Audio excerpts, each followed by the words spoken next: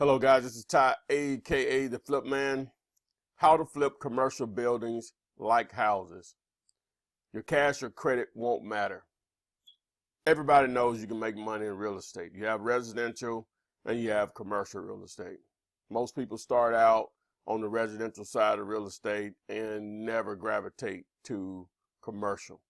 And there's a number of reasons why. This particular video, I want to show you whether you're watching it on YouTube, Facebook, partial on Instagram, or wherever you're viewing this video. I want to share with you an opportunity that you may not be aware of. Most people are not aware of this process. So let's go ahead and get right into it. Most people are trying to flip houses, whether they're doing retail flips or mainly what I'll be talking about here is wholesaling, where you don't use your cash or credit to do deals, but you still have an opportunity to make a significant amount of money in a very short time frame. But everybody's doing competition. We know everybody and their mama are trying to flip and wholesale houses. You know, there's information everywhere online about it. As I said, obviously you can have large paydays of or decent paydays of $5,000, $10,000, $25,000 on a wholesale deal. It even can be more. But depending on the market that you're in, you know, this is probably the range of what deals will normally be for you. Again, you can make a significant living and change your financial situation very quickly by doing this. But why not flip commercial buildings and start to add zeros to those amounts and make $50,000, $75,000, $100,000, even more on a wholesale deal? Not the same process, but the same process. Once you have a seller and a buyer in place, the process will work the same. It's just the numbers will change as far as the amount of money that you can make. So how is this actually done? Now understand that these numbers are bigger. Houses are easier to wholesale and to flip. But we're talking about, most people we're talking about, this is a year's salary, even at $50,000, $75,000, and definitely $100,000 is a year's salary for one deal. So how is this actually done? I'm just going to take you briefly through this. All right, number one, there's very little competition for a number of reasons. Most people are afraid to get into commercial real estate. Even investors that I know that have dwarfed what I've done, and I've done fairly well in residential, and they're terrified of getting into commercial. And for the most part, it's a lack of knowledge. Some of it is the amount of the properties. Normally, you're going to be dealing with 6, 7 plus figures when you start talking about commercial real estate. The barrier of entry for me for a long time was just even putting up the earnest money, even though I had it. I just couldn't come to grips with risking this type of money, knowing that I could lose it, until I figured out a way to avoid that. But again, most people, even if they have $5,000, $20,000, or $50,000 to put up as far as earnest money, they can't bring themselves to do it. Again, mainly because of the lack of knowledge of completing an actual deal. So what do you look for on this opportunity that I'm talking about here? Because commercial real estate is vast. When you start talking about hotels, multifamily, hardware,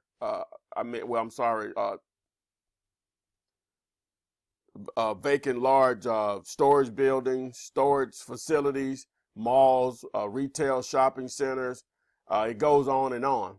But the niche that I'm going to focus on that most people can relate to are vacant commercial buildings like this. This appears to be an old fast food restaurant that is now closed. That is opportunity. In a lot of cases, that is opportunity. And what you look for is you'll look for a building like this surrounded by all of these types of brands. All of these are national brands: Walgreens, Burger King, AutoZone, Walmart, Starbucks. You get the picture. And this particular building here to the left is standing out like a sore thumb. We've all seen it. You've seen it. You've passed buildings for months, sometimes even years, and it's vacant. And then one day you see new construction. Either they tear the entire building down and come back up with something new, or they renovate the building that's there, and boom, now you see, who knows, a Arby's there now. But we've all seen it. I don't care where you are, you have seen that process before. So how can you take advantage of an opportunity there? As I said, I'm going to go through briefly how to do this. All right, the first thing, obviously, is you're going to identify the vacant building, and then you're going to need to accumulate and get the demographics of the building. What I mean by demographics is income within 1 mile, 3 mile, and 5 mile radius, and also the population in the 1 mile, 3 mile, or 5 mile radius. The size of the building and the size of the lot, all of that's important, and I'll come back to that and tell you why in a second. The traffic count, meaning how many cars, vehicles pass that building on a daily basis, and the triple net comps per square foot. This will make a little more sense as I get into this video a little further. But basically, so you can normally get that information, if not from the building, if it's actually for sale, even if it's for lease, the broker that has the listing, or the owner, but in most cases, the actual commercial broker that has the listing already has that information for you.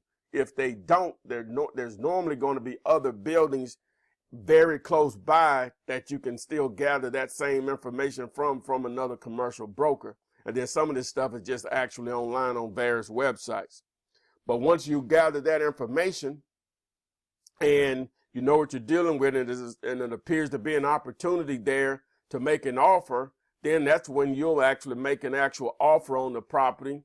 And if your offer is accepted, then there's the due diligence, there's the earnest money deposit that most people are afraid of, which the way I do it, you can get around that very, very easily.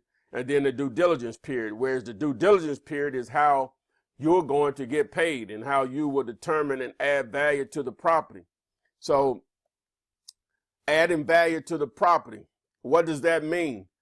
Just for the sake of this video, we're going to say this building here, you can get it under contract for $500,000 with basically no money down as far as earnest money. Again, there's a way of doing that. But you get this building under contract. All right, so how will you add value to the property? All right, understanding commercial triple net leases, what triple net simply means is that the tenant, the potential tenant, whether it's the Burger King, the Arby's, or Walgreens, and all the brands you saw before earlier in the video, they're not only going to make the lease payment on the property, but they're also going to pay the taxes on the property, the insurance, and the maintenance. Those are the three nets that take care of the expenses for all buildings. And so you as the potential buyer of the building, the reason that this will be attractive to them is because there's no management. If the tenant is going to make the payment, the lease payment to you every month, they're also going to pay the insurance, they're going to pay the taxes, and they're going to take care of the maintenance. They call that mailbox money, or sit on your butt money. You don't have to do anything but collect a check or wait on a actual deposit into your account each month from a national tenant. All right, so what is a national tenant? As I showed you before, these are national tenants here. Walgreens, Burger King, AutoZone, Family Dollar, Starbucks, Walmart. We've all heard of those. Who hasn't heard of these brands? All of these brands turn into national tenants for the most case. Some of them will own the actual location, the property itself, but for the most part, they prefer to do triple net leases. They just want to lease the property so they can sell whatever product or service that they're offering. All right, now how you'll add value to the property is that you'll get a commitment from a national tenant such as these brands, as I mentioned before. You'll get an actual commitment from them long term. And what's long term? Normally 5 years, 10 years. Most of them start out with 15 years. Once that occurs, you've just added value to this property. All right, so going back to this example, we have the building under contract for $500,000.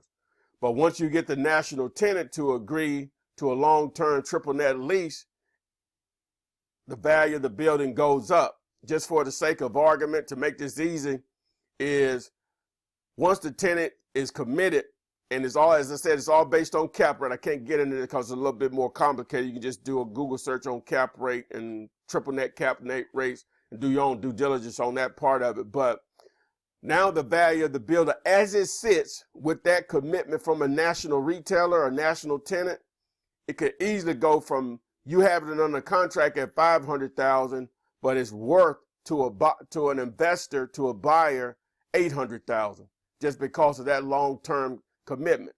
So why is that important from that national tenant? So what you have to understand is that whenever you get a commitment from a company of this type, in order for you not to get paid as an investor, the owner of the actual property, and why it's attractive to investors and that like triple net income, is that in order for them not to get paid, Walgreens would have to go out of business entirely, the whole company. Now, that location can have bad sales and say 10 years into the lease, on a 15-year lease, got 5 years left. They say, hey, this is not working out. It's not worth us having employees there and expenses such that we're going to close this location. Guess what? They still have to pay that other 5 years out. They call it going dark or dark tenant. So that's the great thing about it. It's as guaranteed of cash flow that you could possibly get in the real estate world. Now, that's a corporate guarantee. Someone like Burger King, you can get a corporate guarantee, but it's not likely because they're based so much on franchisees to continue to run their operation. But you could have a franchisee that has over 200 locations. Same thing. In order for that franchisee to go out to stop paying you, all of his locations would have to close. So that's why it's attractive to an investor, and that's why you will have an opportunity to make money on putting these deals together. So how do you make the money? All right. Again, as I mentioned, you have it under contract for $500,000. You get a national retailer, a national tenant, to commit to a long-term triple net lease, and that raises the value to $800,000. That's a $300,000 difference. Now, to make this a no-brainer and to move this quickly, yeah, it would be nice if you would capitalize on the entire $300,000, and if you had the patience and the time, you probably could. But in order to move it quickly, you make it a no-brainer for the investor. Instead of making the $300,000, you may just put it out there where you can make $75,000 instead of the $300,000, or you can make $100,000. It's still a great deal for them. So you see where the opportunity is there. This is really the same thing that you would do with wholesaling a house. Find it cheap. With the wholesaling house, you don't do anything. The deal is made by the price. But with a real estate, commercial single tenant net lease opportunity, you don't find the deal, you make the deal. You can pay full price that the owner is asking, but taking an additional step, which is the most difficult part of it. But these national retailers and national tenants are receptive to dealing with you, but it's all about timing.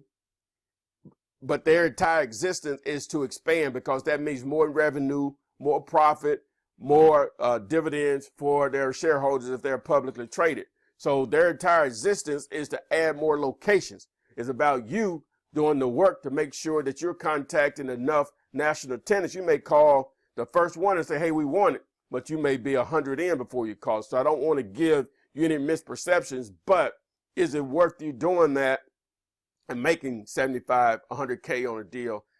Ask yourself. And some people may be making that right now, but even if you are, an additional 75, 100K to your income, what does that do for you financially? And especially if you've never made that money, that's easy to answer.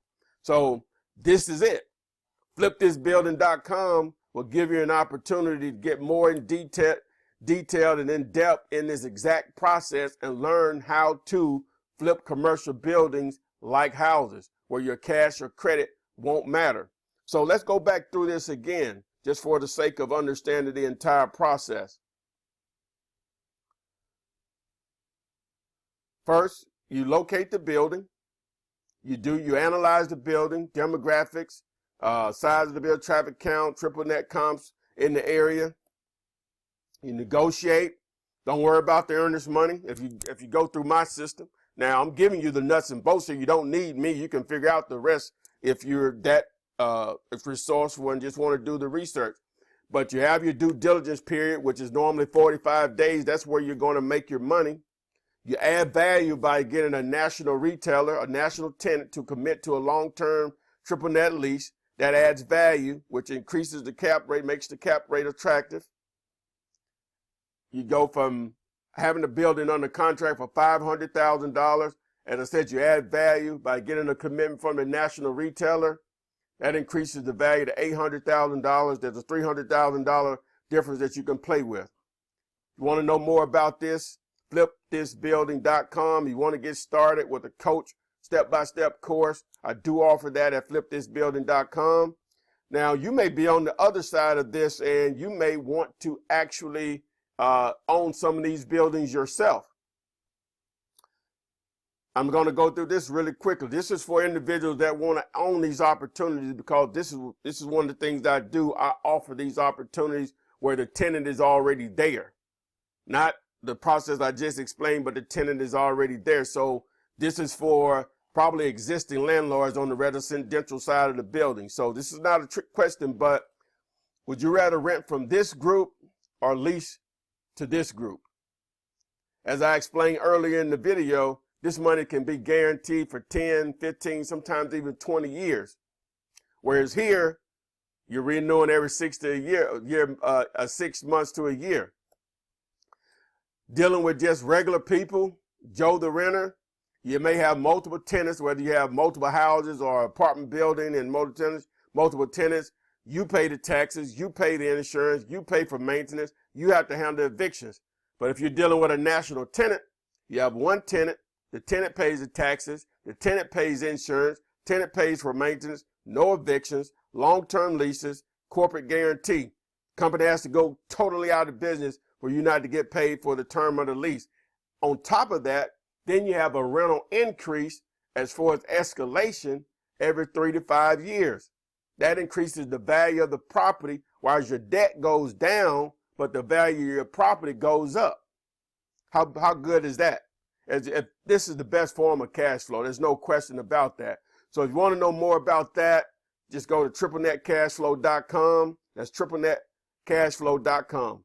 Thanks, and I'll see you on the other side.